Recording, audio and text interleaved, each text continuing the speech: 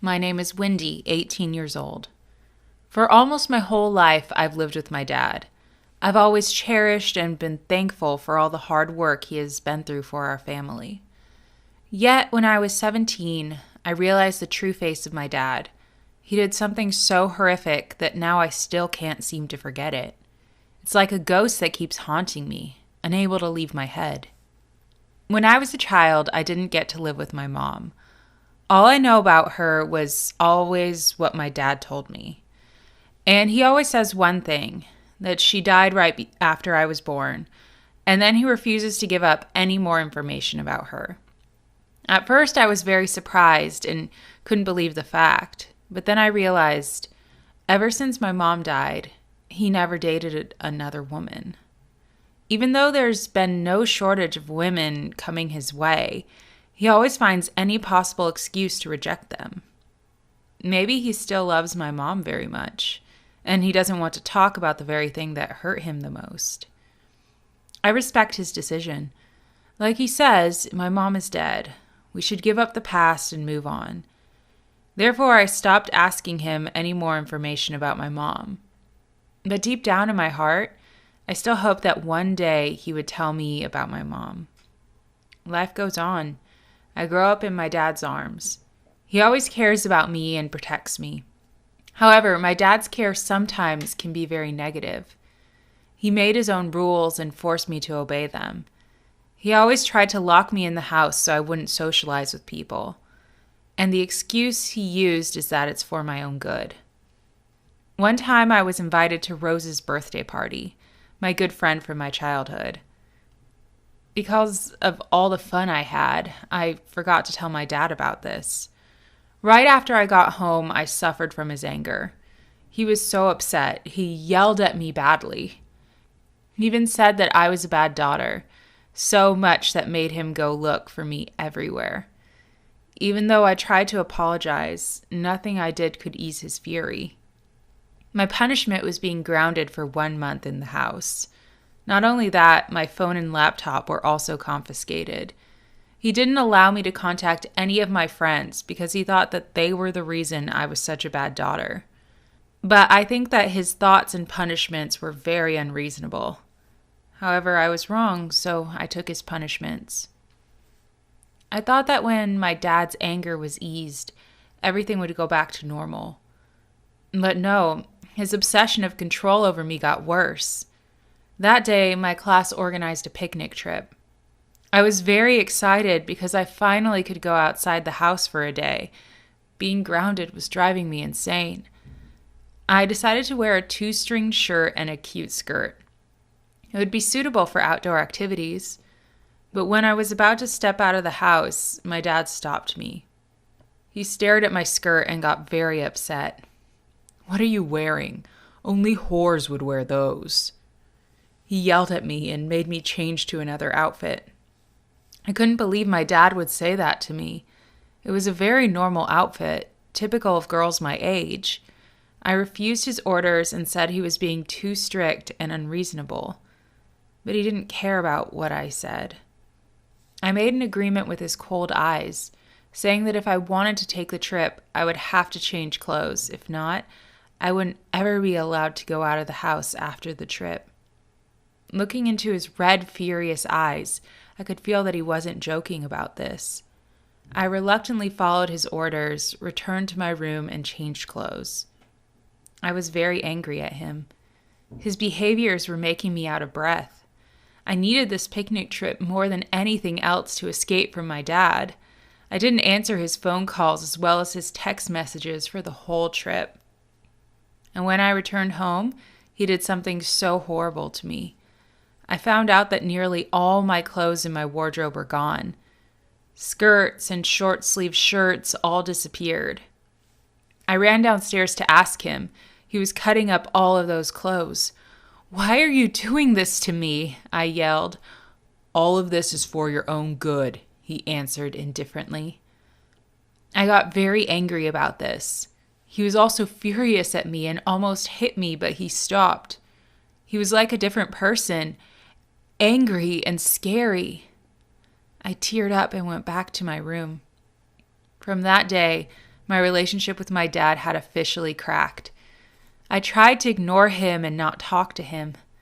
That made him insane. His behavior was weirder and weirder. Until one day, I couldn't stand him anymore. That day, my school organized a prom night party. This is the annual event that all the students expect, including me. This year would be special from the previous years because Patrick, the person I crushed on for a long time, invited me to go to the prom with him. I was very happy and prepared a gorgeous dress for the night. I tried to get out of the house silently to not encounter with my dad, but I was caught. After interrogating me about the event, he got angry knowing I was going to hang out with a guy. He didn't allow me to go out without his permission. I was too tired of him being strict and unreasonable. For the first time in my life, I didn't follow my dad's orders. I straight up rejected his words. We got into a fight. "You're such a bad parent. If Mom was here, she would never treat me this way," I yelled at his face. It seemed like my words touched his soft spot. He turned into another person, crazy and scary. He slapped my face hard, so hard that it made me fall. After that, he dragged me up to the attic and locked me in. "Stay in there and think about your sins," he yelled, then shut the door. I was so traumatized that I didn't know what to do. This is the first time he did such a thing to me. I curled up and cried.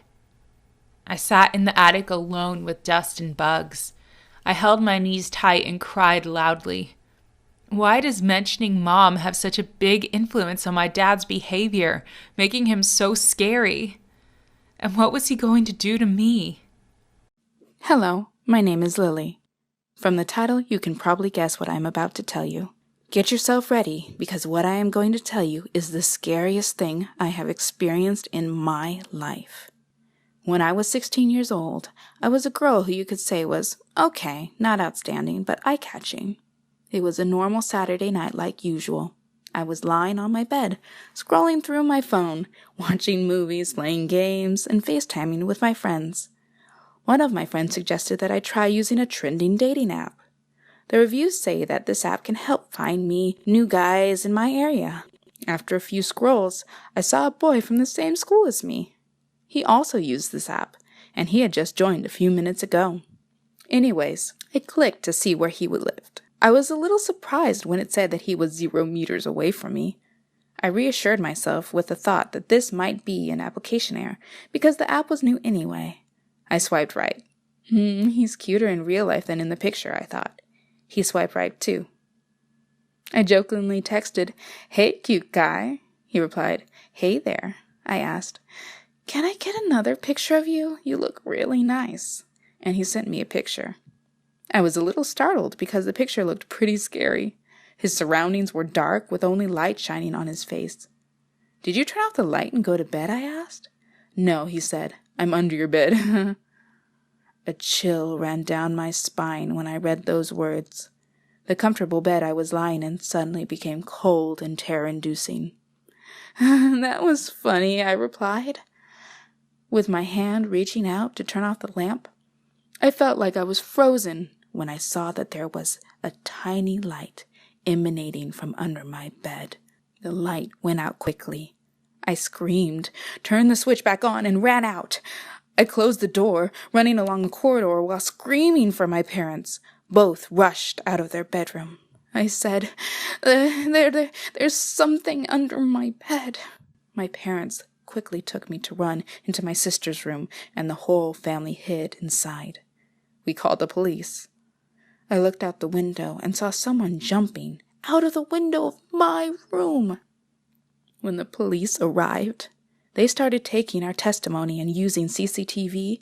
They discovered that during the past 3 weeks, someone had come into my house through my room window every day at 7 p.m. when my whole family was having dinner together. It was terrifying. He covered his face and no one knew until tonight, when he ran out of my room in a panic. He dropped the phone. Guess what was on the standby screen of that phone? "Haha, that was funny," it said. "My message." I was shocked and scared, and then I deduced that recently he was talking to me, trying to get to know me. Once, I just talked about craving Domino's pizza last night with a friend through FaceTime. The next day, he approached me, talking about doing a magic trick, and he guessed correctly. I wanted to eat Domino's pizza. All those memories made me shudder. That very same night, after contacting the police contacted my school and found my stalker's address. But upon arrival, there was no one. Police found many photos of me sleeping in the apartment and many other disturbing photos with him.